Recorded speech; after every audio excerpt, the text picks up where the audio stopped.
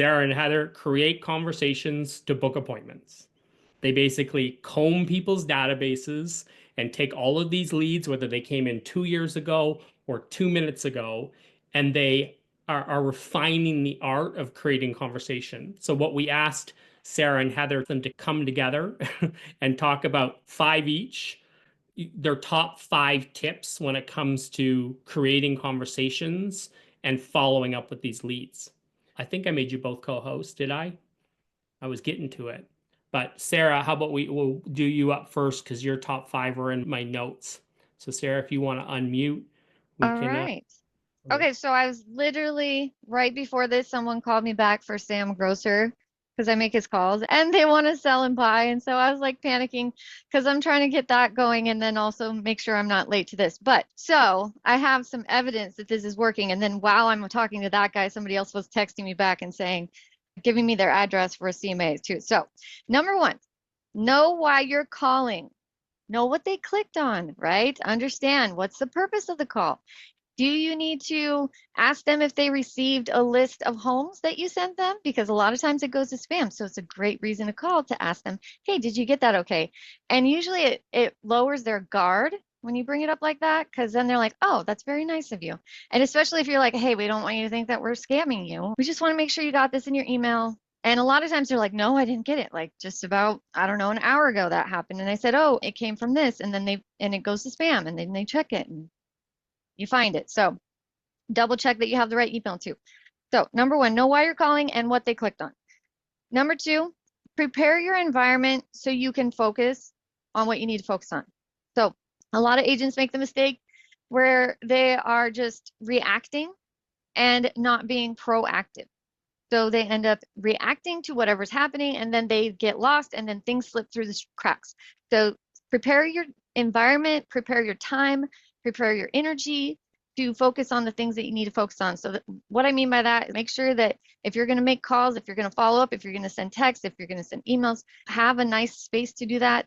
Make sure it's clean environment, make sure it's a quiet environment, or if you listen to music, make sure you have it at a level that's not going to overlap, make sure you have the right tools, all of that sort of thing, right? That's also very helpful. I work from home at times, I work from an office at times, and sometimes dogs bark and kids are walking in and asking for things. And so it's always helpful to make sure that you have the time and the space to do what you need to do. All right.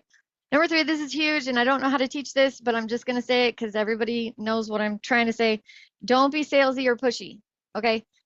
Do not put on a different voice when you talk to leads, when you talk to potential buyers and sellers. You have to be yourself. You have to be authentic. You have to represent who you are. Try not to put on some kind of voice. Try not to be like, hello, I'm Sara Delancig with the Inside Sales Agency, and I'm here to help you today. How can I help?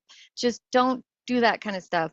Talk normal and listen to what they have to say because I'll use an example, and I'm trying to keep this quick under my like 5 minutes, but the other day, somebody was telling me, oh, it was for Sam too. It was like, oh, I'm looking for rentals.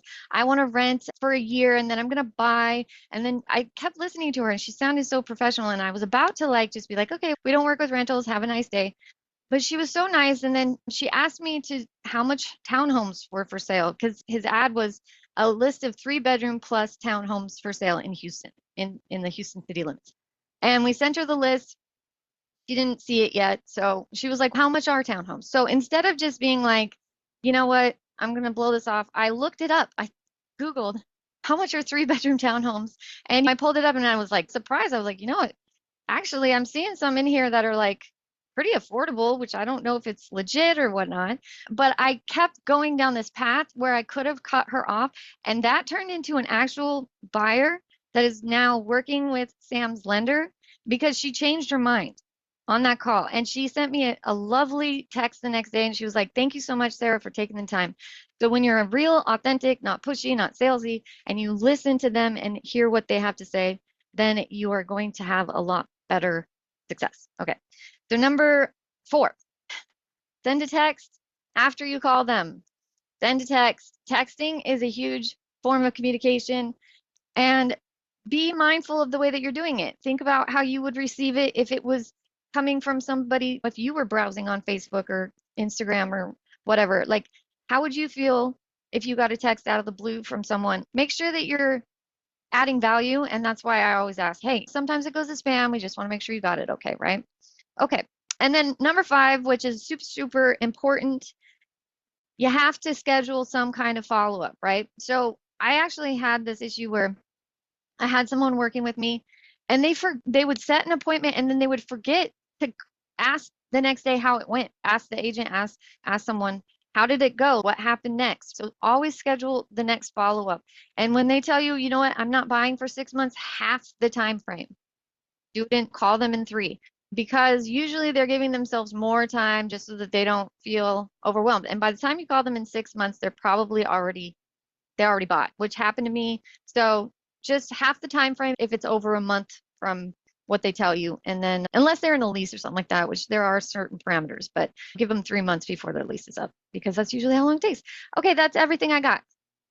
Sarah, you had more than 5 minutes. Oh, I didn't know that. I was like rushing. Like Well, I break. could tell I've had a great day and I'm just a little stressed because I have to text these people back and make sure that all went. And Sam probably didn't even hear this because I literally just live transferred him someone. So That's fingers crossed. awesome. So he Yeah, can watch the recording. in the do and doing the thing. That's why we wanted to hear from you because you're doing it every day. And if you didn't catch the mastermind last week, Sara laid down that she thinks a realistic goal for somebody as an agent who's not just making phone calls is at least 10 phone calls a day. Don't go to bed without doing at least 10 and highlight people in your CRM by all of the nurturing and filters we've been talking about to pick out the ones that get the phone call, pick out the ones that get that type of response from you. So thank you, Sara. So we asked Heather to collaborate with Sara, who also runs an ISA agency, is doing these call day, all day, every day, and to share her 5 tips. So we'd love to hear from you, Heather. Going to overlap with Sara because we collaborated on both of this, and every single piece of advice goes with the next piece of advice. So my number 6 would be listen to their needs, don't just respond. I think a big mistake that a lot of people make is going into the call with the objective being make an appointment. The objective of the call is to get your lead emotional. If they get emotional, they're going to be yours for life. If you don't get that appointment on that first call, you're setting yourself up for a long-term success. So I would say when you're headed into the call, the goal of your call is to just get them emotional. If you sound like a robot or you sound like emotionless, you're never going to set any appointments. But if you hear them saying something like they're frustrated or they're struggling or they're worried or they're concerned, lean into it. Figure out what's causing them to feel all those feelings, because if you can get them emotional, you can get the option to dig deeper, and then they're tied to you. Hands down, don't worry about what's next on your script. Don't worry about what you're going to say next. Listen to what they have to say. And that goes hand in hand with not sounding salesy, not sounding pushy. If you can get them emotional, then you're having an authentic conversation, which leads to authentic results. Number 7, I would say end each phone call with a plan for follow-up and verbalize this. You know, Sara, we talked about a lot today. When do you think it's appropriate for us to speak again? Or when does it make sense for me to call you again? Or something along those lines. So once you verbalize it, you ask them for permission to follow up. They'll give you permission. We're probably going to sell in the spring. Call me back in spring. Okay, sounds good. And when I call you, are we talking about, are we going to set up a time to meet, or are we just going to discuss the next steps? So that way, then they're reiterating what they want to do, and then they'll tell you what they want. I would say number 8, follow up when you say you're going to follow up. If you're not going to do it, don't say you're going to do it. If you say you're going to send an introduction, or you say you're going to follow up with a text, make sure you're following up with those things, because it shows that you are consistent, it shows that you're reliable, and it shows that they can trust you. And those are huge, especially when establishing a relationship after you've got these leads emotional, right? The biggest complaint that I hear on this side, and Sara, I'm sure you do too, is the lack of follow-up from real estate agents. So either somebody will start working with an agent and they won't hear from them, or, oh, I talked to an agent, she said she was going to send me this, but I never got it.